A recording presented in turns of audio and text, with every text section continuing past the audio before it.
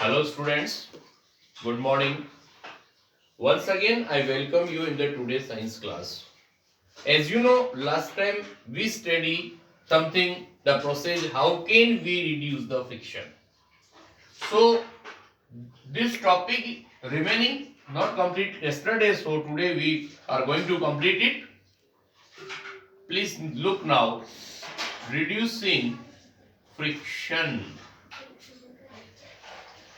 Reducing friction के अंदर जो हमने टॉपिक्स पढ़े टोटल 6 पॉइंट्स अपने पास हैं, उसमें से फर्स्ट नंबर है बेटा आपके पास में बाय पॉलिशिंग द सरफेस।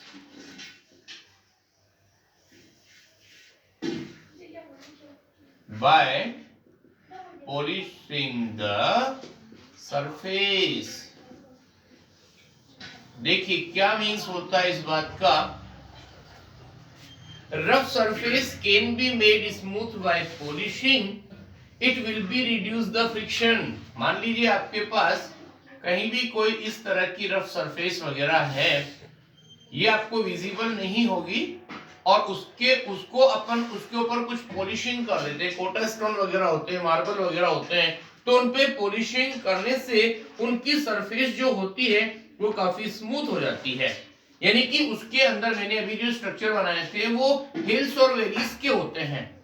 ये चीज आपको क्लियरली विजिबल नहीं होगी क्योंकि बहुत स्मॉल लेवल पर होती है। If the surface that are in contact are rough there more friction. तो ध्यान रखना, अगर रफ सरफेस है, rough surface means more friction. ये कल का मैटर रिपीट कर रहा हूं मैं वापस से। Next number, smooth surface means less friction. ध्यान रखना, no surface is frictionless. The surface in contact get smooth by polishing. You can observe that if any two surface in contact are same metal, the friction increase on polishing of the surface. तो मेरी बात सुनना, suppose आपके पास दो surface हैं, एक surface ये है और दूसरी सरफेस ये है। अगर ये दोनों सेम मेटल की हैं तो उनमें you can observe if two surface in contact are of the same metal, the friction increasing on polish. और ये दोनों एक दूसरे के अगर ऊपर मूवेबल है तो उसमें सरफेस को फ्रिक्शन, तो इसमें पॉलिशिंग करने से सरफेस जो फ्रिक्शन होगा वो इंक्रीज होगा। That is why bearing and the axle are made up of different। तो ध्यान रखना, मैंने कल भी बताया था आपको, जो फोर व्हीलर्स होते हैं उसमें जो टू व्हील्स होते हैं वो एक रोड से अटैच्ड होते हैं और उसके two four wheels of the front और two wheels of the back, उन दोनों के बीच में ऐसा एक अरेंजमेंट होता है और उसके ऊपर उस ऑटोमोबाइल का जो भी है इंजन वगैरह वो पूरा सेटअप होता है। तो हम ये बता रहे कि इसको बोलते हैं दिस इज द व्हील और दिस इज एक्सल। ये इनके जो यहाँ अंदर बेरिंग लगा होता है वो बेरिंग और ये दोनों डिफरेंट मेटल के बने होते हैं ताकि उसमें फ्रिक्शन कम रहे। उसके बाद सेकंड पॉइंट देखना बेटा, सेकंड पॉइंट में बात बता रहे हैं हमको by streamlining the bodies, by streamlining bodies.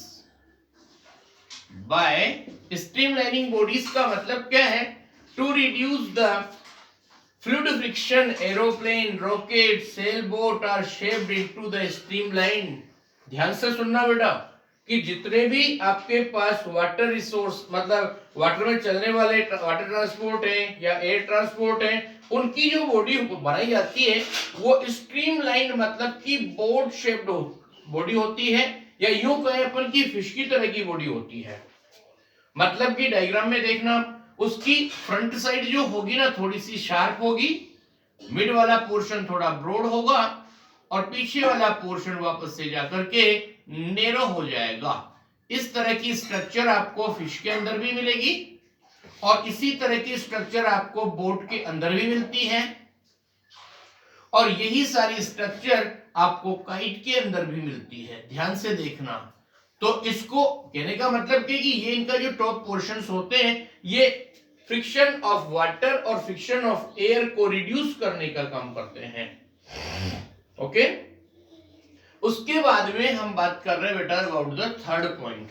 Third point है आपका बाय अप्लाइंग ऑयल, ग्रीस और lubricants, that is the by applying oil, grease and lubricant, oil, grease और lubricant।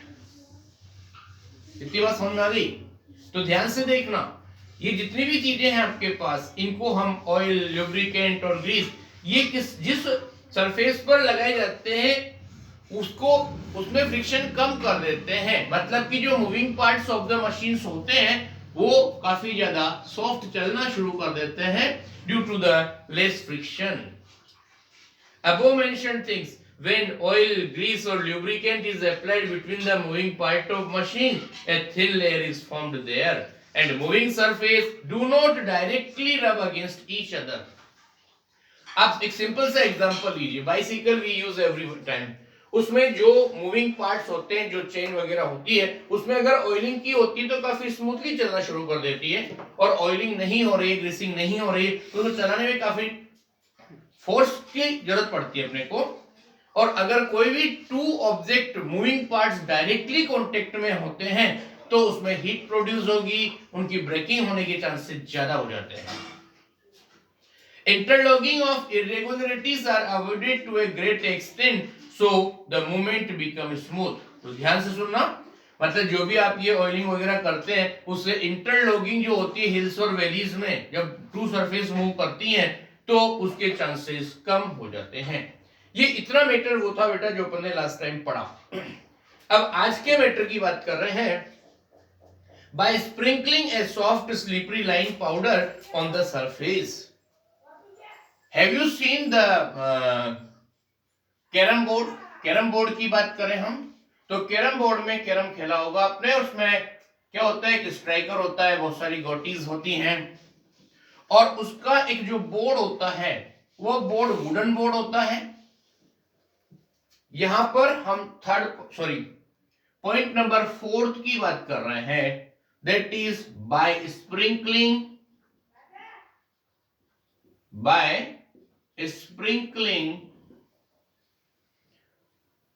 a soft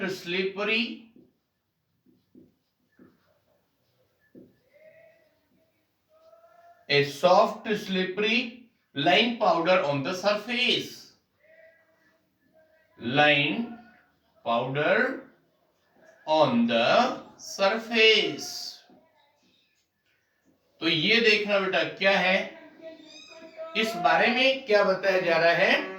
जब कभी भी आपके पास एक कैरम बोर्ड है, अगर उसके चारों साइड पर ये पोजीशन होती है, ये जो सरफेस है अगर इस पे हम टेल्कम पाउडर स्प्रेड कर देते हैं, that is talcum powder,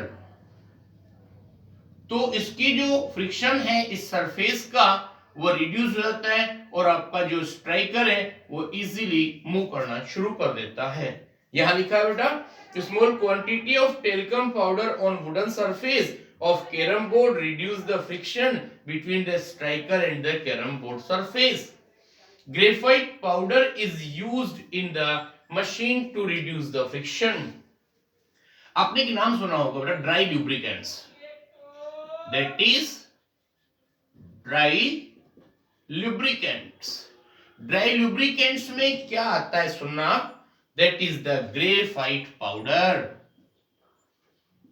you know graphite means जो आपके पेंसिल के अंदर होता है वो ग्रेफाइट होता है, ग्रेफाइट पेंसिल, और उसको भी लुब्रिकेंट की फॉर्म में काम में लिया जाता है, so to reduce the friction in the moving parts of the machine. अगला पॉइंट आ रहा है बेटा wheel.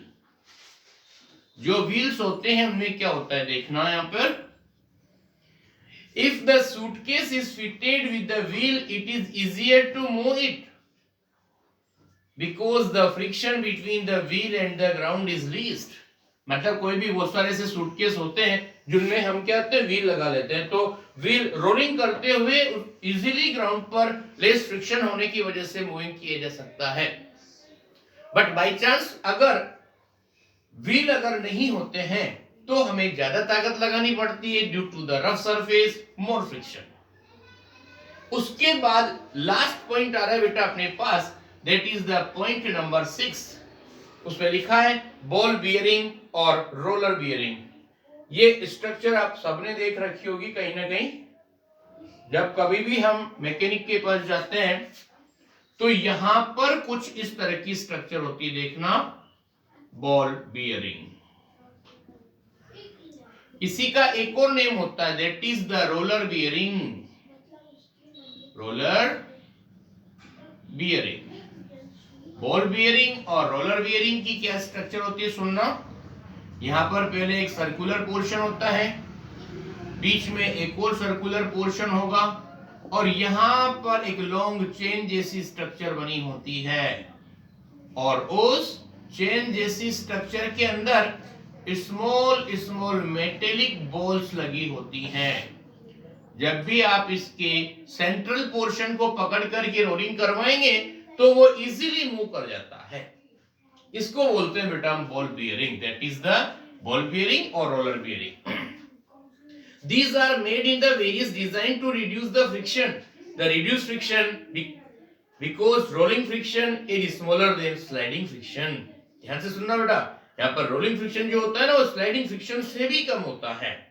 These bearing are also lubricated to further improve their function. तो इसमें भी जो मैकेनिक लोग होते हैं ना, इस मूविंग पार्ट में ऑयल या ग्रीस अप्लाई कर देते हैं, तो जब भी ये व्हीकल के अंदर सेट होके चलते हैं मूविंग पार्ट्स में, they have no problem.